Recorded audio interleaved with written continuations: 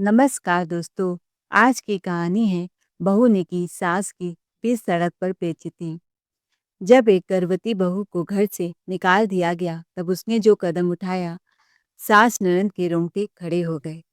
माँ जी, मेरी डिलीवरी आज या कल हो जाएगी, दीदी को बुला लीजिए ना, थोड़ी देखभाल कर देंगी अपनी भाभी की।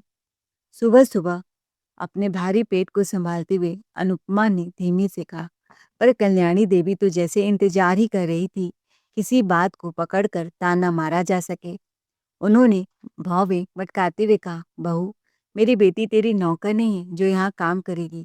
तू अपने हांडी जैसे पेट को लेके अपनी बहन को बुला, उसी के घर जा और वहीं पर चीर फाड़ करवाना। यह सुनकर अनुपमा ठिठक गई। अनुपमा बोली, माँ जी, पायल दीदी की प्रेगनेंसी में आपने खुद भाग भाग कर सारा काम किया था। उनकी उल्टी होती तो आप हर समय पकवान बनाकर खिलाती।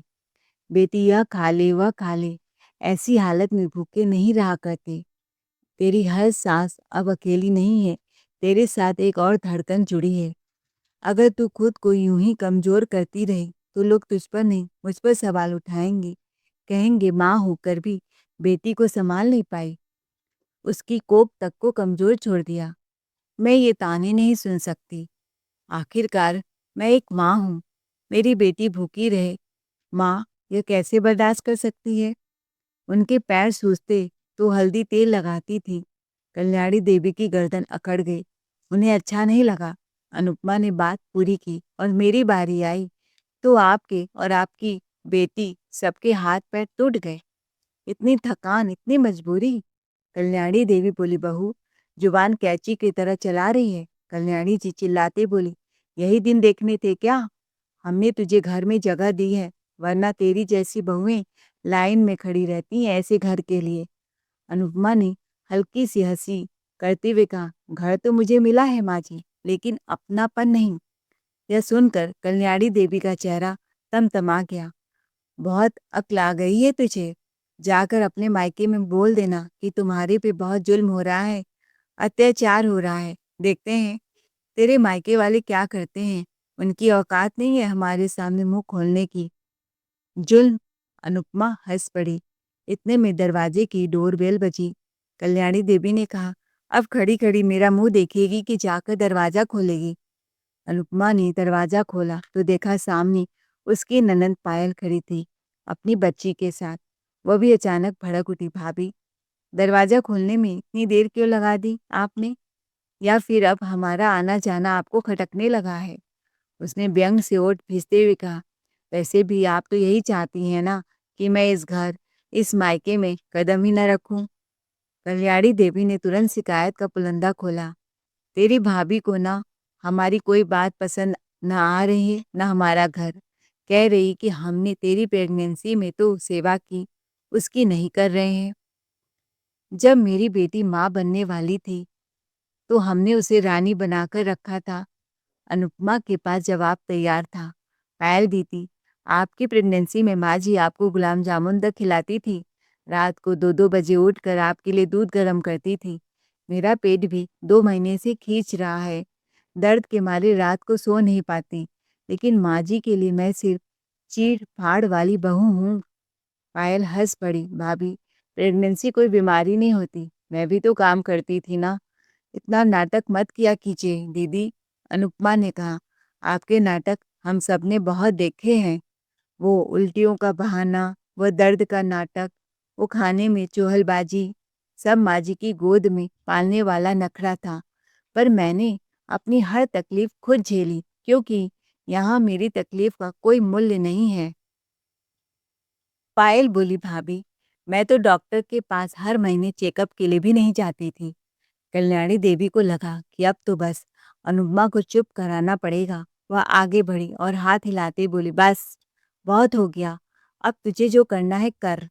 हम न तेरा ध्यान रखेंगे न कोई सेवा करेंगे। बच्चा पैदा करना है तो अपनी बहन को बुला और निकल जा यहाँ से। अनुपमा ने आंखें बंद की, एक गहरी सांस ली और फिर पहली बार पूरी ऊंची आवाज में बोली, ठीक है माँ जी, अब देखना मैं क्या करूंगी। तब तक अनुपमा का पति सुमित कमरे से निकला। उसने अपनी माँ से कहा, मम्मी, क्यों अनुपमा के पीछे पड़ी रहती हो?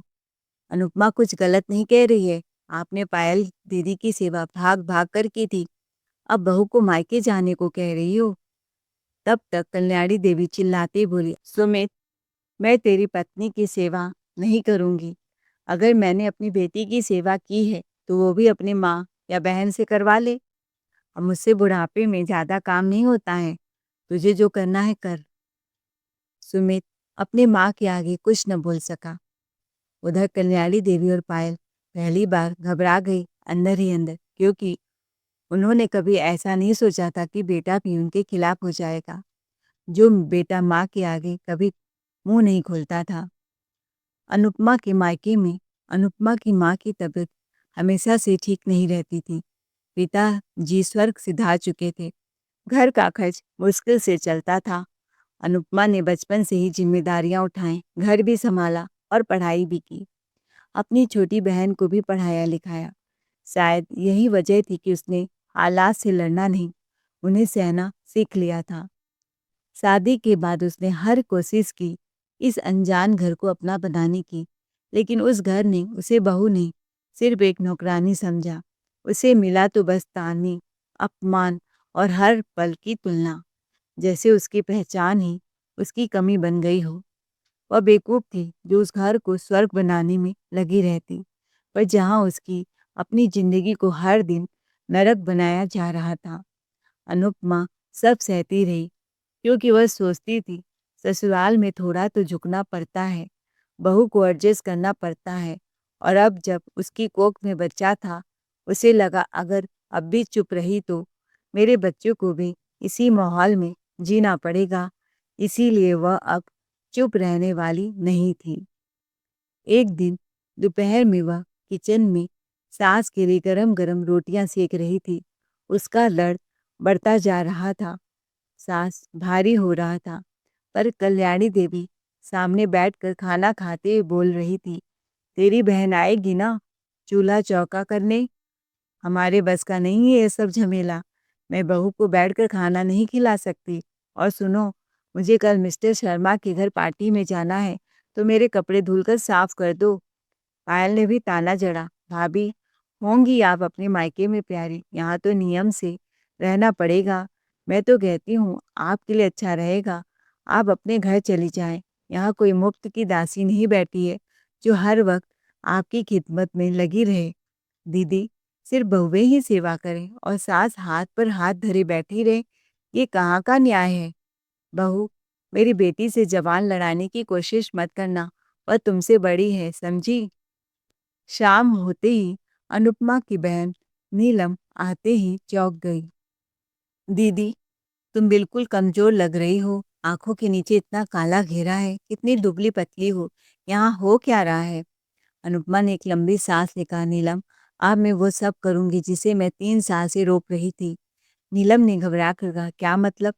अनुपमा ने उसके कंधे पर हाथ रखकर मुस्कुराते हुए कहा, अब चुप रहने वाली अनुपमा नहीं, अब मैं वह अनु हूँ जिसे इन लोगों ने जगाया है।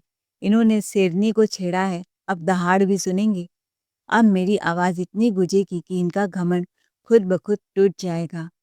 उसी समय कल्याणी देवी बाहर आई। ओह, आ गई तेरी बहन, अब ले जा अपनी दीदी को यहाँ से। नीलम गुस्से से भर गई। आंटी जी, मेरी दीदी 8 महीने की प्रेग्नेंट है और आप उसे घर से निकालने की बात कर रही हैं। जिस बहू ने 3 साल तक आपका हर सुख दुख निभाया, आज उसको जरूरत पड़ी तो आप मुंह मोड़ गई। देख रही हैं मेरी बहन की क्या हालत हो गई है? ये सब ड्रामेबाजी बंद करो। बहू तो बहू, बहन भी जुबान चला रही है। हाँ माँ, लगता है भाभी का पूरा खानदान ही ऐसा है। कल्याणी देवी ने घमंड से कहा, हमारी बहू, हमारा हक, हमारे हिसाब से ये घर चलेगा। अनुपमा ने बात काटते हुए कहा, नहीं माँ जी, अब से मेरा बच्चा, मेरी प्रेगनेंसी, मेरा जीवन मेरे हिसाब से चलेगा। कहते हुए अनुपमा नीलम का हाथ पकड़कर उसे अपने कमरे में ले गई। नीलम घबराते हुए बोली, दीदी, ये क्या हाल बना लिया है तूने, कितनी कमजोर लग रही है। रुक, मैं अभी तेरे लिए मेवे वाला हलवा बनाती हूँ, ताकत आ जाएगी। अनुपमा ने हल्की सी हंसी के साथ कहा, मेवे? वो तो माँ जी की तिजोरी में बंद रहते हैं। नीलम की आंखों में शरारत चमकी। अरे दीदी, मैं कोई सीधी सादी नहीं हूँ, तू बस देख कैसे निकलवाती हूँ उनसे मेवे। नीलम सीधे किचन से होते हुए कल्याणी देवी के कमरे में गई। अरे आंटी जी, आपने पायल दीदी को देखा है? कितनी कमजोर हो गई हैं। लगता है ठीक से खिला पिला नहीं रही हैं आप। कल्याणी देवी तुरंत घबरा गई। हाँ, तू सही कह रही है नीलम, मेरी बेटी बहुत कमजोर लग रही है। नीलम ने तुरंत वार किया, तो फिर दीजिए ना मेवे, मैं भी उनके लिए बादाम का हलवा बना देती हूँ। कल्याणी देवी तुरंत पिघल गई। हाँ हाँ, ले ले, अलमारी में रखे हैं, अच्छे से काजू बादाम किशमिश डालना, मेरी बेटी को ताकत मिलनी चाहिए। तभी पायल भी आ गई। और सुन, थोड़ा लड्डू भी बना देना, ससुराल ले जाऊंगी। ठीक है दीदी, नीलम मुस्कुरा दी। थोड़ी देर बाद पूरे घर में हलवे की खुशबू फैल गई। नीलम प्लेट भर भर कर हलवा अनुपमा को खिलाने लगी। खा दीदी, अब ताकत आएगी। अनुपमा की आंखों में आंसू आ गए, लेकिन इस बार वो खुशी के थे। उधर खुशबू सूंघकर कल्याणी देवी बाहर आई और सामने का नजारा देखकर उनकी आंखें फैल गई। अरे ये क्या, तू अपनी बहन को ये खिलाए जा रही है और हम यहाँ बैठे इंतजार कर रहे हैं हमारे लिए। कहाँ है हलवा? नीलम तुरंत एक प्लेट लेकर आई। अरे आंटी जी, आपके लिए भी है ना, लीजिए। कल्याणी देवी ने एक कौर खाया और तुरंत मुंह बना लिया। थूकते हुए बोली, ये क्या है? ये तो आटे का हलवा है, इसमें घी की जगह पानी डाला है क्या? नीलम मासूम सा मुंह बनाते हुए बोली, आंटी जी, असली मेवे वाला हलवा तो दीदी को खिला दिया, उन्हें ज़्यादा ज़रूरत है। फिर उसने हल्का सा ताना मारा, वो तो सूख कर कांटा हो गई हैं और आपकी बेटी तो पहले से ही गुब्बारे की तरह फूली हुई है। बस इतना सुनते ही कल्याणी देवी और पायल दोनों तिलमिला उठी। तू हमें ताने दे रही है? दोनों गुस्से से उसकी तरफ बढ़े, लेकिन इस बार नीलम भी पीछे हटने वाली नहीं थी। सच कड़वा होता है आंटी जी। कल्याणी देवी का गुस्सा अब काबू से बाहर हो चुका था। वह झपट कर अनुपमा के पास आई और उसका हाथ जोर से मरोड़ते हुए बोली, हमारे खिलाफ जहर उगल कर खुद मजे से हलवा खा रही है, शर्म नहीं आती तुझे? उन्होंने झटके से प्लेट की ओर हाथ बढ़ाया। ला दे हमें वो मेवे वाला हलवा। उधर नीलम फोन पर लगी थी। कल्याणी जी बोली, उठ अनुपमा, सबके लिए खाना बना, बहुत हो गया आराम। माँ जी, मुझसे काम नहीं होगा, मेरे सांस फूलने लगते हैं। नीलम, तू खाना बना देना। ठीक है दीदी। कल्याणी देवी की आंखों में गुस्सा जल उठा। वह जोर से चिल्लाई, खबरदार, जो तूने मेरे किचन में कदम भी रखा, हाथ पैर तोड़ कर रख दूंगी तेरे। मेरे सारे मेवे चट कर गई। अनुपमा चुप रही। वह मन मार कर फिर से किचन में लगी रही। सबके लिए खाना बनाया। खाना बनाकर जैसे ही वह उठी, पायल ने एक ढेर उसके सामने पटक दिया। ये ले लो मेरे कपड़े, बच्चों के कपड़े, और ये चादर साफ कर दो। अनुपमा ने देखा चादर गंदी थी, उसमें बच्चे ने गंदगी कर दी थी और पायल ने वॉशिंग मशीन का तार भी तोड़ दिया। भाभी, आज सारे कपड़े हाथ से ही धोना, नैपी अच्छे से साफ करना, दाग नहीं रहना चाहिए। नीलम का खून खौल उठा। आपको जरा भी शर्म नहीं आती? मेरी दीदी इस हालत में है, कभी भी डिलीवरी हो सकती है और आप उनसे ये सब काम करवा रही हैं। वो आगे बढ़ी। दीदी हटो, मैं करती हूँ ये सब। उसने अपना मोबाइल टेबल पर रखा और कपड़े उठाने लगी। कल्याणी देवी ताने से मुस्काई। अरे तू धो या तेरी दीदी धोए, बात तो एक ही है, काम तो होगा मेरा ही। पायल भी हंस पड़ी। हाँ माँ, हमें क्या फर्क पड़ता है। दोनों माँ बेटी आराम से सोफे पर बैठ गईं, टीवी ऑन किया और सास बहू के सीरियल का मजा लेने लगी। देखो माँ, वहाँ भी बहू कैसे रो रही है, बिल्कुल हमारी बहू जैसी। दोनों की हंसी पूरे घर में गूंजने लगी। नीलम भी मन ही मन हंसने लगी। जितना हंसना है हंस लो, ये ठहाके अब ज्यादा दिन साथ नहीं देंगे, क्योंकि बहुत जल्द वक्त करवट लेने वाला है और फिर आंसू तुम्हारी आंखों से थमने का नाम नहीं लेंगे। उसी समय मूसलाधार बारिश हो रही थी। बिजली की चमक और गरजते बादल मानो किसी आने वाले तूफान का संकेत दे रहे थे। तभी अचानक अनुपमा के पेट में तेज दर्द उठा। वह कराहते हुए दीवार का सहारा लेकर बैठ गई। नीलम घबराकर दौड़ती हुई कल्याणी जी के पास पहुंची। आंटी जी प्लीज दीदी को तुरंत अस्पताल ले चले, उनकी हालत बहुत खराब है। कल्याणी जी ने ठंडी हंसी हंसते हुए ताना मारा। हम क्यों ले जाएं? पहले ही कहा था। तुम क्यों आई हो इस घर में? अब उठाओ अपनी बहन की जिम्मेदारी, हमें मत सिखाओ। देखिए आंटी जी, जीजा जी का फोन भी नहीं लग रहा है। मैं बहुत देर से कोशिश कर रही हूँ, शायद इस बारिश में कहीं फंस गए होंगे। फोन भी स्विच ऑफ है, इसीलिए मैं आपके पास आई हूँ। कल्याणी जी ने नाक बहुत सिकोड़ते हुए कहा, इतना एटीट्यूड दिखाती हो तो खुद ही लेकर जाओ ना। वैसे भी मैं अपनी बेटी के घर जा रही हूँ, इस घर में मेरा दम घुटता है। हाँ हाँ, जाइए आंटी जी, नीलम चिल्लाकर बोली। लेकिन याद रखिएगा, आपके होश न उड़ा दिया तो मेरा नाम नीलम नहीं। इतना कहकर नीलम ने तुरंत फोन निकाला, कांपते हाथों से कैब बुक की। बारिश इतनी तेज थी कि कैब आने में भी बहुत देर लगी। हर सेकंड मानो भारी हो गया था। आखिरकार बड़ी मुश्किल से कैब आई। नीलम ने किसी तरह अनुपमा को सहारा देकर गाड़ी में बैठाया। अनुपमा दर्द से तड़प रही थी और नीलम का दिल दर्द से कांप रहा था। नीलम अपनी बहन को लेकर अस्पताल की ओर दौड़ पड़ी। हॉस्पिटल पहुंची ही थी कि दर्द और तेज होने लगा। डॉक्टर ने जांच करने को कहा। उसका प्रेशर हाई था। बहुत स्ट्रेस लग रही हो, घर में आराम नहीं मिलता है क्या? अनुपमा ने गहरी सांस ली। वो पल आ चुका था। नीलम ने धीरे से कहा, नहीं डॉक्टर जी, आराम बिल्कुल नहीं मिलता। लापरवाही, ताने, गाली गलौज के अलावा काम पर काम करवाया जाता है। अनुपमा ने भी धीरे से कहा, 8 महीने से सुबह 5 बजे से 10 बजे तक मुझसे काम करवाया गया। मुझे खाने से लेकर दवाई तक हर चीज के लिए लड़ना पड़ा। मुझे कहा गया कि मैं नाटक करती हूँ और आज आज तो मुझे घर से ही निकाल दिया गया। मेरी सास और नलन ने तो हाथ खड़े कर दिए कि वह अस्पताल नहीं आएंगी।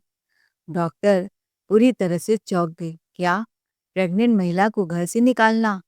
यह तो मानसिक उत्पीड़न है। नीलम ने कहा, डॉक्टर जी हमने सब कुछ देखा है। दीदी को बहुत परेशान किया गया है। देखिए कैसे दीदी के हाथों से हलवा छीना जा रहा था और कपड़े दिलवाए जा रहे थे। नीलम ने कुछ रिकॉर्डिंग जानबूझकर कर लिए थे ताकि सबूत उसके हाथ में रहे।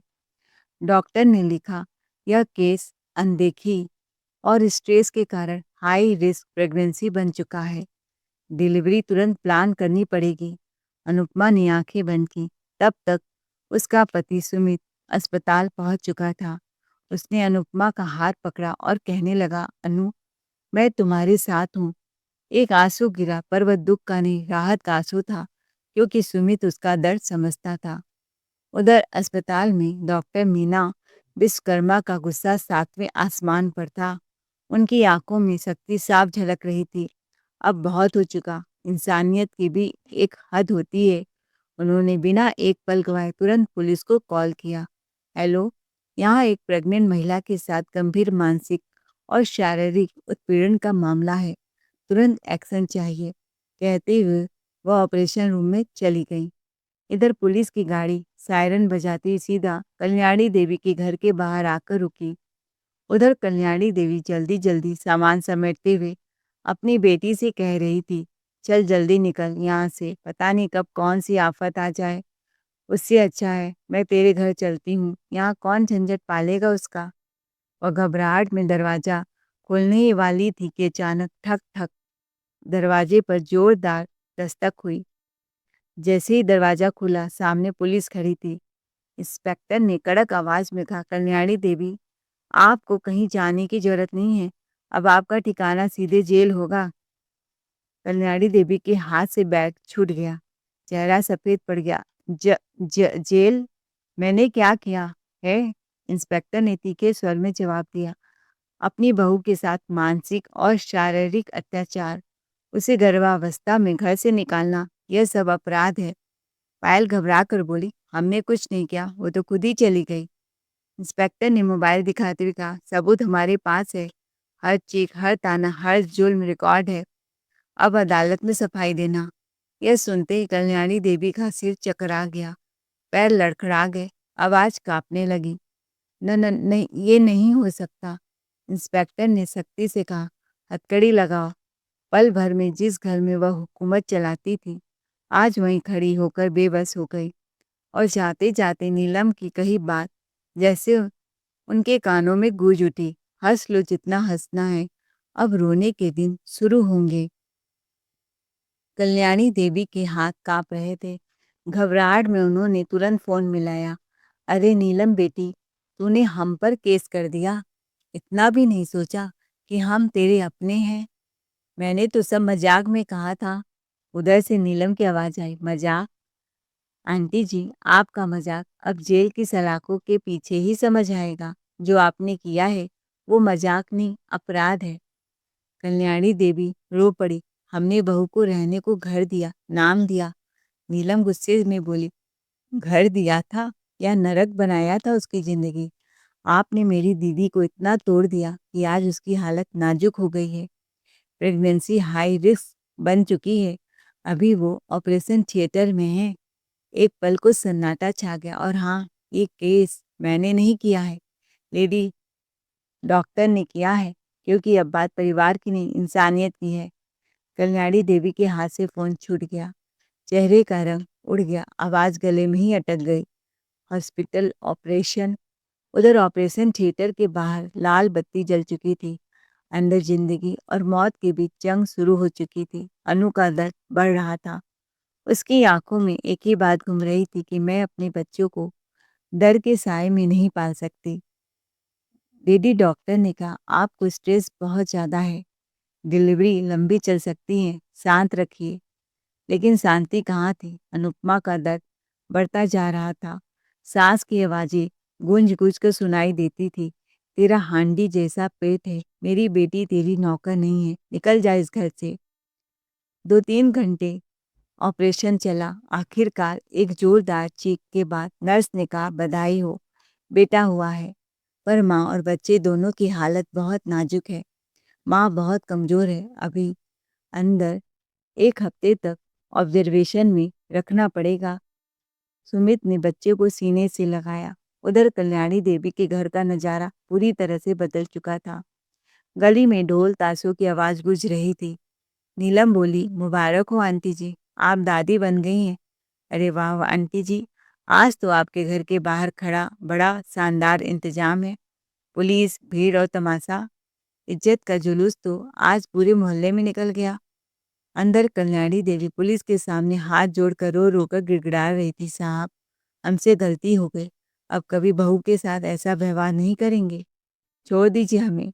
लेकिन पुलिस अधिकारी ने सख्त लहजे में कहा, अब ये मामला आप हमारे हाथ में नहीं है। डॉक्टर ने शिकायत दर्ज की है और जब तक पीड़िता होश में आकर बयान नहीं देती, केस वापस नहीं होगा। ये सुनते ही कल्याणी देवी के पैरों तले जमीन खिसक गई। मोहल्ले के सामने उनका घमंड चूर-चूर हो चुका था। जिस इज्जत पर वो इतना इतराती थी, आज वही सड़क पर बिखर चुकी थी। घबरा कर उन्होंने तुरंत सुमित को फ़ोन मिलाया। 1 बार, 2 बार, बार-बार, लेकिन हर बार सिर्फ खामोशी, कॉल नहीं उठी। उधर अस्पताल के कोने में बैठा सुमित सिर झुकाए, आंखों में पछतावे का समंदर लिए बैठा था। फ़ोन बज रहा था, लेकिन उसने देखा तक नहीं। उसके मन में सिर्फ एक ही आवाज़ गूंज रही थी, अगर मैंने समय रहते आवाज़ उठाई होती, तो आज मेरी पत्नी मौत से लड़ाई नहीं लड़ रही होती। उसकी मुट्ठियाँ भींच गई, आँखों से आंसू टपक पड़े। मैं भी उतना ही दोषी हूँ, जितनी मेरी माँ। कल्याणी देवी को पहली बार एहसास हुआ, जिस बहू को वो कमज़ोर समझती थी, वही उनकी सबसे बड़ी सज़ा बन चुकी थी। पायल भी सन से खड़ी थी और फिर धीरे से अपने ससुराल निकल गई। कल्याणी जी सलाखों में पहुंच गई। सुमित माँ से मिलने गया और बोला, माँ, आपने सिर्फ मेरा नहीं, अनुपमा का भरोसा तोड़ा है। आप मेरी नहीं, उसकी गुनहगार हैं। अगर वो आपको माफ़ करेगी और केस वापस लेगी, तभी इस घर में आपकी वापसी हो पाएगी, वरना नहीं। जब अनुपमा को होश आया तो बोली, मेरे जख्म बहुत गहरे हैं सुमित। अगर आज मैं चुप रह गई तो ये अन्याय और बढ़ता जाएगा। माफ़ करना इतना आसान नहीं होता। पर वक्त बीता।